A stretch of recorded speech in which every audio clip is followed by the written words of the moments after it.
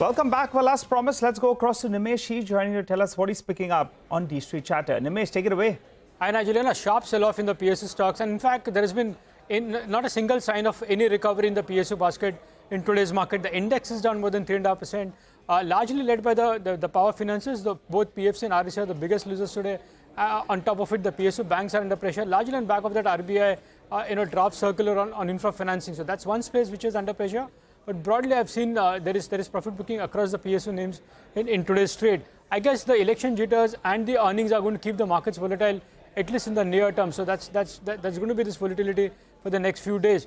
But in terms of technical levels to watch out for, I've been saying for a while now that 22,400 is a first big support in the Nifty. We're trying to hover on those levels. So need to see if we take that support and bounce back. If not that, then the next level on the downside would be 22,100 from a technical perspective.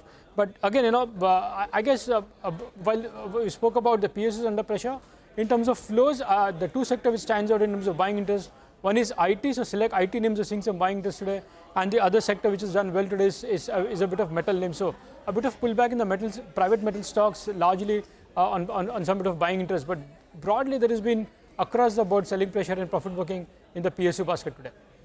Okay, and what about stocks, Nimesh? What have you picked up? Well, so in terms of individual names, the first stock on my list is Sterling and Wilson. We've seen a big move on that stock post the QIP, where they raised funds. The stock is locked at 5% upper circuit today, and I understand the street is anticipating a large order win, largely an international order win for the company very soon. So that's something to track in Sterling and Wilson going forward. So that's the first name. The second stock is Jindal Saw. It's been buzzing in today's market, but if you see within the mid-cap basket, today the stock is up 45%, and it's been a good outperformer as well. At these levels now, I understand there's going to be a large block deal in Jindal Saw very soon. So that's the second name. The third stock is March Financial. That's been consolidating of late, but the buzz on the street is that maybe the company is likely to raise funds via QIP very soon. So that's something to track in March Financial.